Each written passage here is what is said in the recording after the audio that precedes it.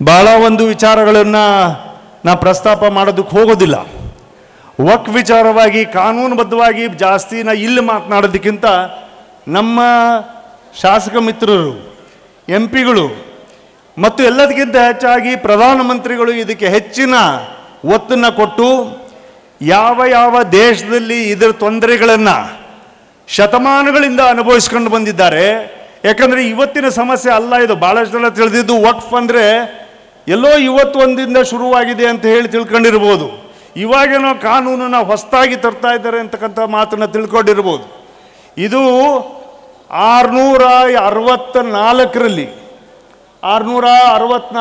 ಅಂದರೆ ಇಸ್ಲಾಂ ಹುಟ್ಟಿದ್ದೇ 622ರಲ್ಲಿ ಇಸ್ಲಾಂ ಧರ್ಮ ಹುಟ್ಟಿದ್ದು. ಅಲ್ಲಿಂದ ಒಂದು 10 ವರ್ಷಗಳ ಒಳಗೆ ಈ ವಕ್ಫ್ ಅನ್ನೋ ಪದ್ಧತಿಯನ್ನು ಆಗಿನ ಸಂದರ್ಭದಲ್ಲಿ ಹುಟ್ಟಾಕೊಂಡಿದ್ದು. ಅಂದರೆ ಹೇಗೆ ನಮ್ಮ ಕಾಲದಲ್ಲಿ ಆಗಿನ ಸಂದರ್ಭದಲ್ಲಿ ದೇವಸ್ಥಾನಗಳಿಗೆ ಒಂದು ಸ್ವಲ್ಪ ಜಮೀನು ಕೊಡಬೇಕು, ಶಾಲೆಗಳು ನಡೆಯೋದಕ್ಕೆ ಒಂದು ಅನುಕೂಲ ಆಗಬೇಕು ಅಂತೇಳಿ ಮಾಡಿರ್ತಕ್ಕಂಥ ಜಮೀನುಗಳು ಊರವ್ರ ವತಿಯಿಂದ ಮತ್ತು ಜನಸಾಮಾನ್ಯರಿಂದ ಬಿಟ್ಟುಕೊಡ್ತಾ ಇದ್ರು. ಅದೇ ಥರ ಅಲ್ಲಿ ಮಾಡಿದ್ರು. ಅದನ್ನು ಮಾಡಿರ್ತಕ್ಕಂಥ ಆಗಿನ ವಕ್ಫ್ ಕಾನೂನು ತದನಂತರ ಅದು ಬೆಳವಣಿಗೆ ಆಗ್ತಾ ಮೊಹಮ್ಮದ್ ಗೋರಿ ಭಾರತದ ಮೇಲೆ ದಂಡಯಾತ್ರೆಯನ್ನು ಮಾಡಿ ಬಂದಾಗ ಆಗ ಅವರು ಇಲ್ಲಿ ಈ ವಕ್ಫನ್ನು ಹೇರ್ತಕ್ಕಂಥ ಕೆಲಸವನ್ನು ಭಾರತದಲ್ಲಿ ಮೊದಲನೇ ಸಾರಿ ಶುರುವಾಯಿತು. ತದನಂತರ ಭಾಳಷ್ಟು ಬದಲಾವಣೆಗಳಾಗಿದ್ದಾವೆ. ಇದ್ರ ಬಗ್ಗೆ ಬ್ರಿಟಿಷರು ಬಂದ ಮೇಲಾಗಿದೆ. ಬ್ರಿಟಿಷರು ಇಂಗ್ಲೆಂಡಲ್ಲಿರ್ತಕ್ಕಂಥ ಕ್ರಿಶ್ಚಿಯಾನಿಟಿ ಧರ್ಮವನ್ನು ಇದರಲ್ಲಿ ಬೆರಕೆ ಮಾಡಿಬಿಟ್ಟು ವಕ್ಫ್ ಕಾನೂನಿಗೆ ಒಂದು ರೂಪರೇಷೆಯನ್ನು ಮಾಡಿದರು.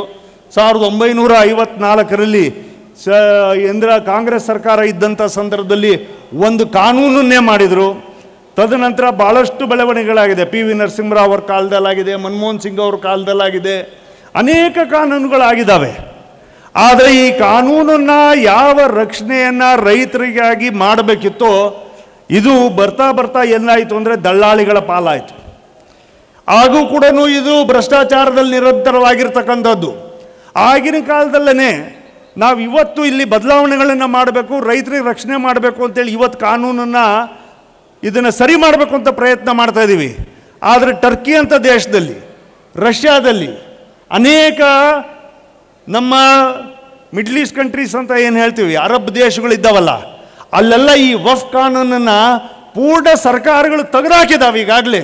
ಅಂದರೆ ಇದರಿಂದ ರೈತರಿಗೆ, ಬಡವರಿಗೆ ಅನ್ಯಾಯ ಆಗಿದೆ, ಅಲ್ಲಿಯ ಸಮಾಜಕ್ಕೆ ಅನ್ಯಾಯ ಆಗಿದೆ, ಅಲ್ಲಿಯ ಧರ್ಮಕ್ಕೆ ಅನ್ಯಾಯ ಆಗಿದೆ ಅಂಥೇಳಿ ಅಲ್ಲಿಯ ಜಮೀನುಗಳನ್ನೆಲ್ಲವೂ ಕೂಡ ಸರ್ಕಾರ ರೈತರ ಪರವಾಗಿ, ಬಡವರ ಪರವಾಗಿ ಅದನ್ನು ಈಗಾಗಲೇ ಸರ್ಕಾರವಾಗಿ ಮಾಡ್ಕೊಂಡಿದೆ.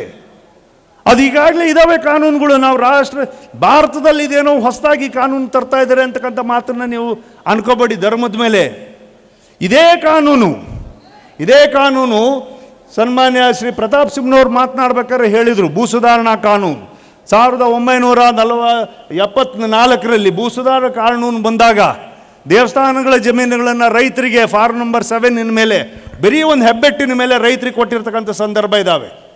ಅದೇ ರೀತಿಯಲ್ಲಿ ಶಾಲಾ ಜಮೀನುಗಳನ್ನು ಕೊಟ್ಟವರಿದ್ದಾರೆ.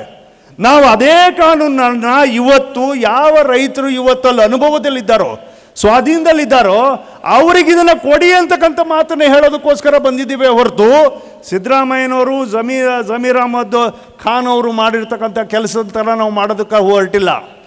ಇವತ್ತು ಜಮೀರ್ ಖಾನ್ ಅವರ ನೀವು ಭಾಳಷ್ಟು ವಿಡಿಯೋಗಳನ್ನು ನೋಡಿರ್ಬೋದು. ಸ್ಟೇಜ್ ಮೇಲೆ ಕೂತ್ಕೊಂಡು ನಾನು ಮಾನ್ಯ ಮುಖ್ಯಮಂತ್ರಿಗಳ ಆದೇಶದ ಮೇಲೆ ಇಲ್ಲಿ ಕೂತಿದ್ದೀನಿ, ನಾನು ಆ ಆದೇಶದ ಮೇಲೆ ಅದಾಲತನ್ನು ನಡೆಸ್ತಾ ಇದ್ದೀನಿ ಅಂದರೆ, ಅದಾಲತ್ ಅಂದ್ರೇನು? ನ್ಯಾಯಾಲಯ. ನಾನು ಒಬ್ಬ ನ್ಯಾಯವಾದಿಯಾಗಿ, ನಾನು ನ್ಯಾಯಾಧೀಶನಾಗಿ ನಾನು ಬಂದಿದ್ದೀನಿ ಅಂತ ಹೇಳಿಬಿಟ್ಟು ನ್ಯಾಯಾಧೀಶನ ಆಗೋದಕ್ಕೆ ಹೇಗೆ ಸಾಧ್ಯ? ಕೇಳಬೇಕಲ್ಲ, ಆಲಿಸ್ಬೇಕಲ್ಲ, ರೈತರನ್ನ, ಸಮಸ್ಯೆ ಇದ್ದವ್ರನ್ನ ಅರ್ಜಿಯನ್ನು ಕೊಡಬೇಕಲ್ಲ.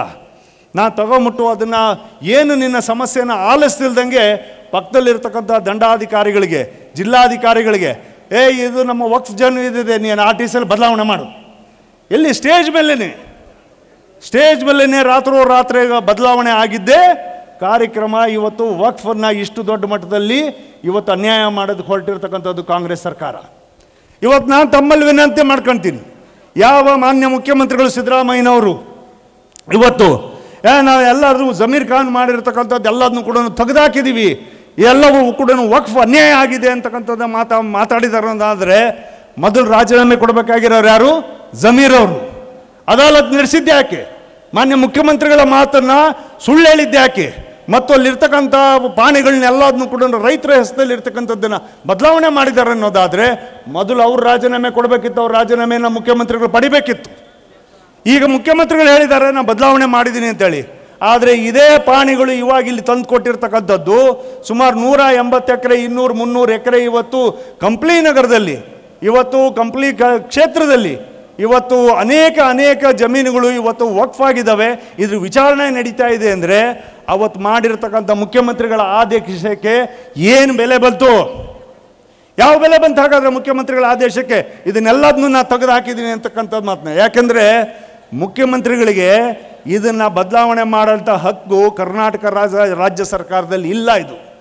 ಇದನ್ನೇನಾದರೂ ಮಾಡಬೇಕು ಅನ್ನೋದಾದರೆ, ಇದನ್ನು ಆ ರೈತನಿಗೆ ಒದಗಿಸಿ ವಾಪಸ್ ಕೊಡಬೇಕು ಅನ್ನೋದಾದರೆ ನರೇಂದ್ರ ಮೋದಿಯವರ ಸರ್ಕಾರದಲ್ಲಿ ಇವತ್ತೇನು ತಿದ್ದುಪಡಿಯನ್ನು ತಂದಿದ್ದಾರೆ ಆ ತಿದ್ದುಪಡಿ ಪಾರ್ಲಿಮೆಂಟ್ನಲ್ಲಿ ಪಾಸ್ ಆಗ್ತಕ್ಕಂಥ ಕೆಲಸಕ್ಕೆ ಕಾಂಗ್ರೆಸ್ ಪಕ್ಷ ಇವತ್ತು ಬೆಂಬಲವನ್ನು ಕೊಟ್ಟರೆ ಈ ರೈತರಿಗೆ ಇವತ್ತು ಅನುಕೂಲ ಆಗ್ತಕ್ಕಂಥ ಕ್ಷಣ ಒದಗಿ ಬರ್ತದೆ.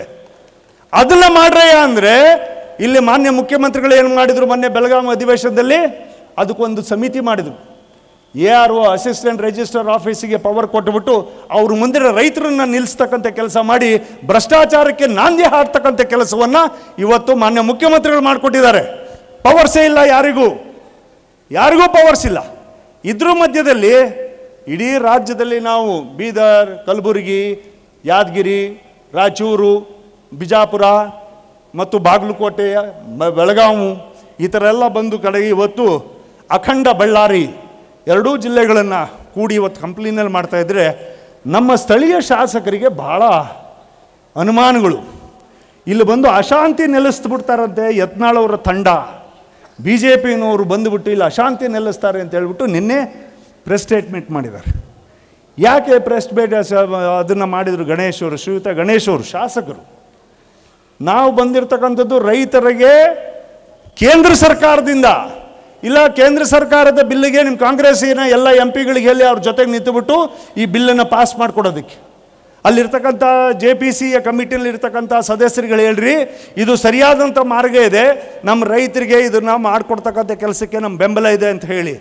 ಆದರೆ ಪ್ರೆಸ್ ಮೀಟ್ ಮಾಡಿ ಇಲ್ಲಿ ಅಶಾಂತಿ ನೆಲೆಸ್ತಾರೆ, ಲಾ ಆ್ಯಂಡ್ ಆರ್ಡರ್ ಪ್ರಾಬ್ಲಮ್ ಬಂದುಬಿಡ್ತದೆ, ಕೋಮು ಸೌಹಾರ್ದದಲ್ಲಿ ಇವರೆಲ್ಲರೂ ಕೂಡ ಅಶಾಂತಿಯನ್ನು ತರ್ತಾರೆ. ಈ ಥರದ ಪದಗಳನ್ನು ಬಳಸ್ತಾ ಇರ್ತಕ್ಕಂಥವ್ರು ಯಾರು? ಇಲ್ಲಿಯ ಸ್ಥಳೀಯ ಶಾಸಕರು ನಾನು ವಿನಂತಿ ಮಾಡ್ಕೊಳ್ತೀರಿ, ನಾವು ಇವತ್ತು ಯಾವ ಚುನಾವಣೆಗೂ ಬಂದಿಲ್ಲ. ನೀವೀಗ ಈಗ ಶಾಸಕರಾಗಿದ್ದೀರಿ, ಇವಾಗ ನೀವೇ ಇದ್ದೀರಿ, ನೀವೇ ನಿಮ್ಮ ಸರ್ಕಾರದಲ್ಲಿ ಇದ್ದೀರಿ. ಮಾನ್ಯ ಮುಖ್ಯಮಂತ್ರಿಗಳು ಹೇಳಿ ಕಂಪ್ನಿನಲ್ಲಿರ್ತಕ್ಕಂಥ ಸುಮಾರು 300 ಎಕರೆ ಜಾಗ ಇವತ್ತೇನು ನಿಮ್ಮ ಅಧಿಕಾರಿಗಳು ನಮ್ಮ ಸನ್ಮಿತ್ರರು ಹೋಗ್ಬಿಟ್ಟು ಕಚೇರಿನಲ್ಲಿ 160 ಕೇಸ್ಗಳಿದ್ದಾವೆ, ಒಂದು ಸ್ವಲ್ಪ ಮಾಹಿತಿ ಕೊಟ್ಟರೆ ರೈತರಿಗೆ ಏನಾದ್ರು ಮಾಡಿಬಿಟ್ಟು JPC ಅವ್ರ ಹತ್ರ ಹೋಗ್ಬಿಟ್ಟು ಒಂದು ರಕ್ಷಣೆ ಕೊಡ್ತಕ್ಕಂಥ ಕೆಲಸವನ್ನು ಮಾಡ್ತೀವಿ ಅನ್ನೋದಾದರೆ ಇಲ್ಲಿರ್ತಕ್ಕಂಥ ಸರ್ಕಾರ ಯಾವ ದಾಖಲಾತಿಗಳನ್ನು ಕೊಡೋಕ್ಕೆ ಹೋಗಬೇಡ್ರಿ. ಈ ದಾಖಲಾತಿಗಳನ್ನ ಕೊಟ್ಟುಬಿಟ್ರೆ ರೈತರು ಅವರಿಗೆ ಸುಖ ಸಿಕ್ಕಿಬಿಡ್ತದೆ, ಅವ್ರಿಗೆ ನೆಮ್ಮದಿ ಸಿಕ್ಕಿಬಿಡ್ತದೆ. ಹಾಗಾಗಿ ಅದನ್ನೆಲ್ಲದನ್ನು ಕೂಡ ವಿಚಾರಣೆಯಲ್ಲಿ ಇದ್ದೀವಿ ಅಂತೇಳಿ ಮುಂದುವರಿಸ್ರಿ ಅಂತ ಹೇಳಿ ಹಾಕಿದ್ದಾರೆ. ವಿಚಾರಣೆ ಎಲ್ಲಿ ಕಳಿಸ್ತಾರೆ ಇವರು? ವಕ್ಫ್ ಬೋರ್ಡಿಗೆ ಕಳಿಸ್ಬೇಕು, ವಕ್ಫ್ ಟ್ರಿಬ್ಯುನಲಿಗೆ ಕಳಿಸ್ಬೇಕು, ವಕ್ಫ್ ನ್ಯಾಯಾಲಯಕ್ಕೆ ಕಳಿಸ್ಬೇಕೆ ಹೊರತು ಯಾವ ಜಿಲ್ಲಾಧಿಕಾರಿಗಳು ಮಾಡೋದಕ್ಕೆ ಸಾಧ್ಯ ಇಲ್ಲ. ಇದು ಯಾವ ತಹಶೀಲ್ದಾರ್ಗೂ ಕೂಡ ಮಾಡೋದಕ್ಕೆ ಸಾಧ್ಯ ಇಲ್ಲ. ಈ ಕಾನೂನಲ್ಲಿ ನಾನು ಪಾಣಿನಲ್ಲಿ ಬದಲಾವಣೆ ಮಾಡ್ತೀನಿ ಅಂತೇಳಿ ಮಾನ್ಯ ಮುಖ್ಯಮಂತ್ರಿಗಳಿಗೆ ಇದು ಪವರ್ಸ್ ಇಲ್ಲ, ಅಧಿಕಾರ ಇಲ್ಲ ಇದನ್ನು ತಿದ್ದುಪಡಿನ ಮಾಡೋದಕ್ಕೆ, ಬದಲಾವಣೆ ಮಾಡೋದಕ್ಕೆ. ಆ ಕಾರಣಕ್ಕೋಸ್ಕರ ನಾವು ಈ ವಕ್ಫ್ ಕಾನೂನಿಗೆ ಬದಲಾವಣೆಯನ್ನು ತರಲೇಬೇಕು ಅಂತಕ್ಕಂಥ ಉದ್ದೇಶದಿಂದ ಇದನ್ನು ಮಾಡಿದ್ದೀವಿ. ಇದರಲ್ಲಿ ಭಾಳಷ್ಟು ಉತ್ತಮವಾಗಿರ್ತಕ್ಕಂಥ ಸುಮಾರು 40-49 ಬದಲಾವಣೆಗಳನ್ನು ಕೇಂದ್ರ ಸರ್ಕಾರ ತರ್ತಾ ಇದೆ ಈ ಕಾನೂನಿಗೆ. ಅಂದರೆ ಅಲ್ಲಿ ಮುಸಲ್ಮಾನ್ ಮಹಿಳೆಯರಿಗೆ ತರಬೇಕು, ಅಲ್ಲಿ ಸರ್ವಧರ್ಮ ಜಾತಿ ಮತಗಳಿದ್ದಾವೆ, ಸಿಯಾಸು, ಸುನ್ನೀಸು, ಬೋರಾಸು, ಅನೇಕ ಸಮುದಾಯಗಳು ಮತ್ತು ಸಣ್ಣ ಪುಟ್ಟ ಜಾತಿಗಳು ಅದರೊಳಗೆ ಇದ್ದಾವೆ ಮುಸಲ್ಮಾನಲ್ಲೇ. ಅವರೆಲ್ಲರಿಗೂ ಕೂಡ ಪ್ರಾತಿನಿಧ್ಯ ಕೊಟ್ಟುಬಿಟ್ಟು ಒಂದು ಪೂರ್ಣಪರವಾಗಿರ್ತಕ್ಕಂಥ ಒಂದು ನ್ಯಾಯಾಲಯವನ್ನು ಕೊಡಬೇಕು. ಸಾರ್ವಜನಿಕರಿಗೆ ಹೇಗೆ ನಾವು ಸಿವಿಲ್ ನ್ಯಾಯಾಲಯಕ್ಕೆ ನಾವು ಹೋಗ್ತೀವೋ ಅದೇ ರೀತಿಯಲ್ಲಿ ಇವರು ಕೂಡ ನ್ಯಾಯಾಲಯದಲ್ಲಿ ಹೋಗ್ತಕ್ಕಂಥ ಕೆಲಸ ಆಗಬೇಕೆ ಹೊರತು ವಕ್ಫ್ ಬೋರ್ಡಲ್ಲಿ ಹೋಗ್ಬಿಟ್ಟು 3 ಜನ ಕೂತ್ಕೊಂಡು ಇಲ್ಲದೇ ಇರತಕ್ಕಂಥ ಸಿಬ್ಬಂದಿಗಳ ಜೊತೆಗೆ ಹೋರಾಟ ಮಾಡಬಾರ್ದು, ಭ್ರಷ್ಟಾಚಾರಕ್ಕೆ ಇರಬಾರ್ದು ಅಂತೇಳಿ. ಭ್ರಷ್ಟಾಚಾರ ವಕ್ಫ್ ಬೋರ್ಡಲ್ಲಿ ಒಂದೇ ಒಂದು ನಾನು ಉದಾಹರಣೆಯನ್ನು ಕೊಟ್ಟುಬಿಟ್ಟು ನನ್ನ ಮಾತಿಗೆ ವಿರಾಮವನ್ನು ಹೇಳ್ತೀನಿ. ತಾವೆಲ್ಲರೂ ಕೂಡ ಭಾಳಷ್ಟು ಸರಿ ನೋಡಿರ್ಬೋದು, ವಿನ್ಸನ್ ಮ್ಯಾನರ್ ಹೋಟೆಲ್ ಅಂತ ಹೇಳ್ಬಿಟ್ಟು ಬೆಂಗಳೂರಿನಲ್ಲಿದೆ. ವಿನ್ಸನ್ ಮ್ಯಾನರ್ ನೀವೆಲ್ಲರೂ ನೋಡಿದ್ದೀರಿ ಅಂತೇಳಿ ಭಾವಿಸ್ತೀನಿ. ಬೆಂಗಳೂರಿಗೆ ಹೋಗೋರು ಹೋದಂಥವ್ರೆಲ್ಲರೂ ವಿನ್ಸನ್ ಮ್ಯಾನರ್ನ ದೊಡ್ಡ ಕಟ್ಟಡವನ್ನು ನೋಡಿದ್ದೀರಿ. ಅದು ವಕ್ಫ್ ಆಸ್ತಿ. 99 ವರ್ಷ ಅದನ್ನು ಲೀಸ್ ಕೊಟ್ಟಿದ್ದಾರೆ. 99 ವರ್ಷ ವಕ್ಫ್ ಬೋರ್ಡ್ ಅದನ್ನು ಲೀಸ್ ಕೊಟ್ಟಿದ್ದಾರೆ. ಯಾರಿಗೆ? ಒಂದು 5 ಸ್ಟಾರ್ ಹೋಟೆಲ್ ಮಾಡೋದಕ್ಕೆ ಲೀಸ್ ಕೊಟ್ಟಿದ್ದಾರೆ. 99 ವರ್ಷ. ಎಷ್ಟು ಕೊಟ್ಟಿದ್ದಾರೆ? 10,000 ರೂಪಾಯಿಗೆ ಕೊಟ್ಟಿದ್ದಾರೆ. 10,000 ರೂಪಾಯಿಗೆ ಪ್ರತಿ ವರ್ಷದಂತೆ 99 ವರ್ಷಕ್ಕೆ ಲೀಸ್. ಆದಾಯ ಎಷ್ಟು? 1,000 ಕೋಟಿ ರೂಪಾಯಿ ಆದಾಯ. 1,000 ಕೋಟಿ ರೂಪಾಯಿ ಆದಾಯ. ಆ ಆದಾಯದಲ್ಲಿ ಯಾವ ಮುಸಲ್ಮಾನ್ ಬಾಂಧವರಿಗೋ ಅಥವಾ ಸಮುದಾಯಕ್ಕೂ ಕೂಡ ಒಂದು ನ್ಯಾಯ ಪೈಸೆ ಬರೋದಿಲ್ಲ. ಹಾಗಾದ್ರೆ ಹಣ ಎಲ್ಲಿ ಹೋಗ್ತಾ ಇದೆ? ಜಮೀನುಗಳೆಲ್ಲವನ್ನೂ ಕೂಡ ಜಮೀರ್ ಅಹಮದ್ ಅವ್ರು ಹೇಳೋ ಪ್ರಕಾರನೇ 1,16,000 ಎಕರೆ ಇತ್ತು ವಕ್ಫ್ ಬೋರ್ಡಿಗೆ ಕರ್ನಾಟಕದಲ್ಲಿ. ಆದರೆ ಇವಾಗ ಅದು ಬಂದುಬಿಟ್ಟು 26-27,000 ಎಕರೆ ಮಾತ್ರ ಉಳ್ಕೊಂಡಿದೆ ಅಂತ ಹೇಳಿ ಇವಾಗಿನ ಮೈನಾರಿಟೀಸ್ ಅಲ್ಪಸಂಖ್ಯಾತರ ಮಂತ್ರಿಗಳು ಹೇಳಿರ್ತಕ್ಕಂಥ ಮಾತು. 26,000 ಇವತ್ತಿದೆ ಅನ್ನೋದಾದರೆ ಉಳಿದಿರ್ತಕ್ಕಂಥದ್ದನ್ನು ಯಾರು ದೋಚಿದ್ದಾರೆ? ಉಳಿದಿರ್ತಕ್ಕಂಥ 89,000-90,000 ಎಕರೆ ಜಮೀನು ಏನು ವಕ್ಫ್ ಬೋರ್ಡಲ್ಲಿ ಇತ್ತಲ್ಲ, ಅದನ್ನು ಯಾರು ಕಬಳಿಸಿದ್ದಾರೆ? ಕಬಳಿಸಿದವ್ರ ಹೆಸರಿಗೆ ಅನ್ವರ್ ಪಾಡಿ ಅವರು ಒಂದು ಕಮಿಷನ್ ಮಾಡಿದರು. ಅದರಲ್ಲಿ ಎಲ್ಲ ಹೆಸರುಗಳನ್ನು ಹೇಳ್ತಾರೆ. ಯಾರ್ಯಾರ ಹೆಸರು ಹೇಳ್ತಾರೆ? ಜಾಫರ್ ಶರೀಫ್ ಅವ್ರ ಹೆಸರು ಹೇಳ್ತಾರೆ, ರೆಹಮಾನ್ ಖಾನ್ ಅವರು, CM ಇಬ್ರಾಹಿಂ ಅವರು, ರೋಷನ್ ಬೇಗ್ ಅವರು, ಎಲ್ಲದಕ್ಕಿಂತ ಹೆಚ್ಚಾಗಿ ಮಾನ್ಯ AICC ಪ್ರೆಸಿಡೆಂಟ್ ಇವಾಗ ಏನಿದ್ದಾರೆ ಮಲ್ಲಿಕಾರ್ಜುನ್ ಖರ್ಗೆ ಅವ್ರ ಹೆಸರಿದೆ, ಧರ್ಮ್ ಸಿಂಗ್ ಅವರ ಹೆಸರಿದೆ, ಅನೇಕ ನಾಯಕರುಗಳ ಹೆಸರಿದೆ. ಯಾಕಿದೆ? ಇದೇ NA ಹ್ಯಾರಿಸ್. ನಾನೇ ಚೇರ್ಮನ್ ಆಗಿದ್ದೆ 5-6 ವರ್ಷ. ಇದೇ ಹಿಂದುಳಿದ ವರ್ಗ ಮತ್ತು ಅಲ್ಪಸಂಖ್ಯಾತರ ಲೆಜಿಸ್ಲೇಟಿವ್ ಕಮಿಟಿ ಅಂತೇಳಿ ಏನು ಮಾಡ್ತಾರೆ ವಿಧಾನ ಮಂಡಲದಲ್ಲಿ, ಅದರಲ್ಲಿ ನಾನೇ ಚೇರ್ಮನ್ ಇದ್ದೆ. NA ಹ್ಯಾರಿಸ್ ನಮ್ಮ ಕಮಿಟಿ ಮುಂದೆ ಕರೆಸಿದ್ವಿ. ನೀನು ವಕ್ಫ್ ಆಸ್ತಿಯನ್ನು ನೀನು ಅಲ್ಲ ಅಂತ ಹೆಸರು ಮೇಲೆ ತಗೊಂಡಿರ್ತಕ್ಕಂಥ ಆಸ್ತಿಯನ್ನು ನೀನು ಕಬಳಿಸಿದೆಯಾ, ಇದಕ್ಕೇನು ಉತ್ತರ ಕೊಡ್ತೀಯ ಅಂತೇಳಿ ನಾನೇ ಕೇಳಿದ್ದೆ. ಇಲ್ಲ, ನನ್ನಿಂದ ತಪ್ಪಾಗ್ಬಿಟ್ಟಿದೆ, ಹಾಗಾಗಿ ಈ ವಕ್ಫ್ ಆಸ್ತಿಯನ್ನು ನಾನು ಇಲ್ಲೇ ಬಿಟ್ಕೊಡ್ತೀನಿ ಅಂಥೇಳಿ ಟೇಬಲ್ ಮೇಲೆ ಬಿಟ್ಕೊಡ್ತಕ್ಕಂಥ ಕೆಲಸವನ್ನು ಮಾಡ್ದ. ಆದರೆ ಅದು ಮಾಡಿದ ಮೇಲೆ ಅವ್ರು ಏನು ಮಾಡಿದರು ಅಂದರೆ, ಸರ್ಕಾರ ಬದಲಾವಣೆ ಆಯಿತು ಅಂತ ಹೇಳಿ ಇವತ್ತಿನವರೆಗೂ ಅದು ವಕ್ಫ್ ಆಸ್ತಿ ಅಂತ ಆಗಲಿಲ್ಲ, NA ಹ್ಯಾರಿಸ್ ಆಸ್ತಿ ಅಂತಲೇ ಇವತ್ತಿನವರೆಗೂ ಮುಂದುವರಿತಾ ಇದೆ. ಯಾರು ಉತ್ತರ ಕೊಡ್ತಾರೆ ಇದಕ್ಕೆ? ರೈತರ ಆಸ್ತಿ, ಸಾರ್ವಜನಿಕರ ಆಸ್ತಿ, ಬಡವರ ಆಸ್ತಿ. ಇಡೀ ರಾಜ್ಯದಲ್ಲಿ 65,000 ಆಸ್ತಿಗಳು ವಕ್ಫ್ ಕುಟುಂಬಕ್ಕಿದ್ದಾವೆ, ವಕ್ಫ್ ಆಸ್ತಿನಲ್ಲಿದೆ. ಪ್ರತಿ ಜಿಲ್ಲೆನಲ್ಲೂ ಇದೆ. ಅಖಂಡ ಬಳ್ಳಾರಿನಲ್ಲಿ 3,658 ಆಸ್ತಿಗಳು ಬರೀ ಬಳ್ಳಾರಿನಲ್ಲಿದ್ದಾವೆ. 3,658 ಆಸ್ತಿಗಳು. ಆದರೆ ಎಲ್ಲಿದ್ದಾವೆ? ಹೀಗೆ ಕಂಪ್ನಿನಲ್ಲಿ ಎಲ್ಲದನ್ನು ಕೂಡ ಕೇಳಕ್ಕೆ ಹೋದರೆ, ರೆಕಾರ್ಡ್ ಕೇಳೋಕ್ಕೆ ಹೋದರೆ ಇದನ್ನು ಮುಚ್ಚಿಟ್ಕೊಳ್ತಕ್ಕಂಥ ಕೆಲಸ ಮಾಡ್ತಾರೆ. ಮಾನ್ಯ ಶಾಸಕರಿಗೆ ನಾನು ವಿನಂತಿ ಮಾಡ್ಕೊಳ್ತೀನಿ, ತತ್ಕ್ಷಣ ತಾವೊಂದು ವಕ್ಫ್ನ ಮೀಟಿಂಗಿಗೆ ಪರಿಶೀಲನೆ ಮಾಡಿ. ಇವತ್ತು ನೀವೇ ಸ್ಪಾಟ್ ಇನ್ಸ್ಪೆಕ್ಷನ್ ಮಾಡಿ ಹೋಗಿ ಬನ್ನಿ ಆ ಜಾಗಕ್ಕೆ, ಬಡವ್ರ ಜಾಗಕ್ಕೆ. ಯಾಕೆ ಬಡವ್ರ ಜಾಗಕ್ಕೆ ನೀವು ಹೋಗ್ತಾ ಇಲ್ಲ? ಯಾಕೆ RTCನ ನೋಡ್ತಾ ಇಲ್ಲ? KDPನಲ್ಲಿ ತಗೊಳ್ಳಿ, ನಿಮ್ಮ ಜಿಲ್ಲಾ KDPನಲ್ಲಿ ತಗೊಳ್ಳಿ. ನೀವು ಮಂತ್ರಿಮಂಡಲದಲ್ಲಿ ಇದ್ದಾರಲ್ಲ, ನಿಮ್ಮ ಸಹಾಯ ಉದ್ಯೋಗಿಯವರಾಗಿರ್ತಕ್ಕಂಥ ಜಮೀರ್ ಅಹಮದ್ ಅವರು, ಅವ್ರ ಹತ್ರ ಹೋಗ್ಬಿಟ್ಟು RTC ಕೊಡಿ, ನಿನ್ನ ಟೈಮ್ನಲ್ಲಿ ಆಗಿರ್ತಕ್ಕಂಥದ್ದಪ್ಪ, ನ್ಯಾಯ ಕೊಡು ಅಂತ ಕೇಳಿ. ನಾವು ಮಠ ಮಂದಿರಗಳೆಲ್ಲವೂ ಕೂಡ ಪರಿವರ್ತನೆ ಆಗಿದಾವಲ್ಲ ವಕ್ಫ್ ಅಂತೇಳಿ, ಅದಕ್ಕೆ ಯಾರು ನ್ಯಾಯ ಕೊಡ್ತಾರೆ ಅಂತೇಳಿ. ಹಾಗಾಗಿ ಇದು ಯಾವುದೇ ಜಾತಿಗೆ ಧರ್ಮಕ್ಕೆ ಸೀಮಿತವಾಗಿರ್ತಕ್ಕಂಥದ್ದಲ್ಲ. ಕೃಷಿಕ ಅಂದ್ಕೊಂಡವನಿಗೆ, ಬಡವ ಅಂದ್ಕೊಂಡವನಿಗೆ ನ್ಯಾಯ ಒದಗಿಸ್ಕೊಡ್ತಕ್ಕಂಥ ಹೋರಾಟವನ್ನು ಇವತ್ತು ನಾವೆಲ್ಲರೂ ಕೂಡ ಯತ್ನಾಳ್ ಅವರ ನೇತೃತ್ವದಲ್ಲಿ ಮಾಡ್ತಾ ಇದ್ದೀವಿ. 16,000 ಎಕರೆ ಬರೀ ಒಂದೇ ಜಾಗದಲ್ಲಿ ಬಿಜಾಪುರದಲ್ಲಿ, ಅವ್ರು ಹೇಳ್ತಾರಲ್ಲ ಡೀಟೇಲ್ಸ್ನ. ಹಾಗಾಗಿ ನಾನು ತಮ್ಮಲ್ಲೆಲ್ಲರಿಗೂ ಕೂಡ ವಿನಂತಿ ಮಾಡ್ಕೊಳ್ತೀನಿ, ಇದು ಒಂದು ಯಾವುದೋ ಒಂದು ಹೋರಾಟ ಬಂದಿದೆ, ವಕ್ಫ್ ಹೋರಾಟ. ನಾವು ಇವತ್ತು ಹೋರಾಟ ಶುರು ಮಾಡಿದ್ದು ಇವತ್ತಲ್ಲ. ಮಾನ್ಯ ಪ್ರಧಾನಮಂತ್ರಿಗಳು ಅವತ್ತೇ ಹೋದ ಸಾರಿ ಪಾರ್ಲಿಮೆಂಟಲ್ಲೇ ಇದನ್ನು ತೀರ್ಮಾನ ಮಾಡಿದರು. ವಕ್ಫಿಗೆ ಒಂದು ನಾವು ಕಾನೂನನ್ನು ಸರಿಯಾದಂಥ ಕಾನೂನನ್ನು ತರಬೇಕು. ಯಾಕೆಂದರೆ ಅಂತಾರಾಷ್ಟ್ರ ಮಟ್ಟದಲ್ಲಿ ಇದನ್ನೆಲ್ಲದನ್ನು ಕೂಡ ರಾಷ್ಟ್ರಗಳೆಲ್ಲವೂ ತಿದ್ದುಪಡಿಯನ್ನು ತಂದುಕೊಂಡಿದ್ದಾವೆ. ನಮ್ಮ ದೇಶದಲ್ಲೂ ಕೂಡ ಇದು ಆಗಬೇಕು ಅನ್ನೋ ಕಾರಣಕ್ಕೆ ಇದನ್ನು ತಂತಕ್ಕಂಥ ಕೆಲಸ ಮಾಡ್ತಾರೆ. ಹಾಗಾಗಿ ಇದರಲ್ಲಿ ಇನ್ನೂ ಒಳಗಡೆಗೆಲ್ಲವೂ ಆಂತರಿಕವಾಗಿ ಭಾಳಷ್ಟು ವಿಚಾರಗಳಿದ್ದಾವೆ. ಯಾಕಂದರೆ 10ನೇ ಕ್ಲಾಸ್ ಇದ್ದವನ್ನ ತಗೊಂಡು ಹೋಗ್ಬಿಟ್ಟು ಮುತಾಲಿಕ್ ಅಂದರೆ ರಕ್ಷಣಾಧಿಕಾರಿಗಳಾಗಿ ಮಾಡ್ತಾರೆ. ಎಷ್ಟು ಸಾವಿರಾರು ಕೋಟಿ ಆಸ್ತಿಗೆ 10ನೇ ಕ್ಲಾಸ್ ಅವನ್ನ. ಭಾರತದಲ್ಲಿ ವಕ್ಫ್ ಆಸ್ತಿ ಇರ್ತಕ್ಕಂಥದ್ದು ಲಕ್ಷಾಂತರ ಎಕರೆ ಆದಾಯ ಬರಬೇಕಾಗಿರ್ತಕ್ಕಂಥ ಬಂದಿದ್ದು ಎಷ್ಟು ಅಂದರೆ 163 ಕೋಟಿ ಮಾತ್ರ. ಎಷ್ಟು? 163 ಕೋಟಿ. ಬರಬೇಕಾಗಿರ್ತಕ್ಕಂಥದ್ದು ಎಷ್ಟು? 12,000 ಕೋಟಿ ಆದಾಯ ಬರಬೇಕಿತ್ತು. ಎಷ್ಟು? 12,000 ಕೋಟಿ ಆದಾಯ ಸಾರ್ವಜನಿಕರ ಹಣ ಇವತ್ತು ಅದು ಕನ್ವರ್ಷನ್ ಆಗಿ ಬ್ಲ್ಯಾಕ್ ಮನಿ ಆಗಿ ಎಲ್ಲೆಲ್ಲೋ ಲೂಟಿ ಹೊಡ್ಕೊಂಡು ಕೊಡ್ತಕ್ಕಂಥ ಕೆಲಸ ಮಾಡ್ತಾ ಇದೆ. ಎಲ್ಲಿ ಯಾರ ಹೆಸರ ಮೇಲೆ? ಅಲ್ಪಸಂಖ್ಯಾತರ ಹೆಸರ ಮೇಲೆ, ರೈತರ ಹೆಸರ ಮೇಲೆ, ಬಡವರ ಹೆಸರ ಮೇಲೆ. 1954ರಲ್ಲಿ ಕೊಟ್ಟಿರ್ತಕ್ಕಂಥ ಒಂದು ಅಂಗಡಿ ಏನು 20 ರೂಪಾಯಿ ಕೊಟ್ಟಿದ್ದಾರೋ ಇವತ್ತದು 30-40 ಸಾವಿರ ರೂಪಾಯಿ ಬಾಡಿಗೆ ತಗೊಳ್ತಾ ಇದ್ದಾರೆ. ಅದೇ ಜಾಗದಲ್ಲಿ ಕಟ್ಟಡ ಕೊಟ್ಬಿಟ್ಟು. ಆದರೆ ಕೊಡ್ತಾ ಇರ್ತಕ್ಕಂಥ ಬಾಡಿಗೆ ಎಷ್ಟು? 20 ರೂಪಾಯಿ ಮಾತ್ರ. 20 ರೂಪಾಯಿ ಮಾತ್ರ.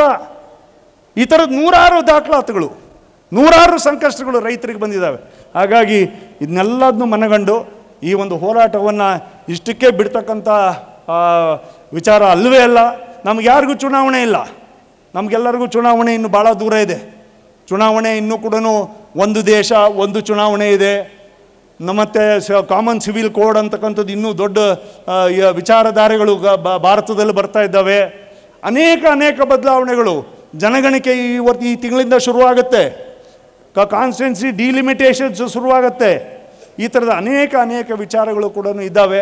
ಹಾಗಾಗಿ ಜನಸಾಮಾನ್ಯರು, ಅದರಲ್ಲೂ ವಿಶೇಷವಾಗಿ ಇವತ್ತು ನಮ್ಮ ಎಲ್ಲ ಸಂಘ ಸಂಸ್ಥೆಗಳು, VHP, ಬಜರಂಗದಳ ಮತ್ತು ಅನೇಕ ಸಂಘ ಸಂಸ್ಥೆಗಳು ನಮ್ಮ ಜೊತೆಗೆ ಬಂದು ಅಲ್ಲಿಂದ ಇಲ್ಲಿವರೆಗೂ ನಮಗೆ ಒಂದು ಮೆರವಣಿಗೆ ಅಲ್ಲ, ಇದೊಂದು ಮಾಹಿತಿಯನ್ನು ಕೊಡಬೇಕು, ಇದೊಂದು ಪ್ರಚಾರ ಕೊಡಬೇಕು, ಈ ಹೋರಾಟಕ್ಕೆ ಒಂದು ಜಾಗೃತೀಕರಣ ಮಾಡಬೇಕು, ಜಾಗೃತಿ ಅಭಿಯಾನ ಆಗಬೇಕು ಅಂತಕ್ಕಂಥ ವಾದದ ಮೇಲೆ ಬಂದಿರತಕ್ಕಂಥದ್ದೇನಿದೆ. ತಾವೆಲ್ಲರಿಗೂ ಕೂಡ ನಮ್ಮ ಇಡೀ ತಂಡದಿಂದ ತಮಗೆ ಕೃತಜ್ಞತೆಗಳನ್ನ ಅಭಿನಂದನೆಗಳನ್ನು ಸಲ್ಲಿಸ್ತೀವಿ. ಹಾಗಾಗಿ ತಮ್ಮೆಲ್ಲರಿಗೂ ಒಂದಿನ ಹೇಳ್ತಾ ವಕ್ಫ್ ಹಟಾವ್, ವಕ್ಫ್ ಹಟಾವ್, ವಕ್ಫ್ ಹಟಾವ್. ಟಿವಿ ವಿಕ್ರಮ, ದೇಶ ನಿಮ್ಮ ಕೈಯಲ್ಲಿ.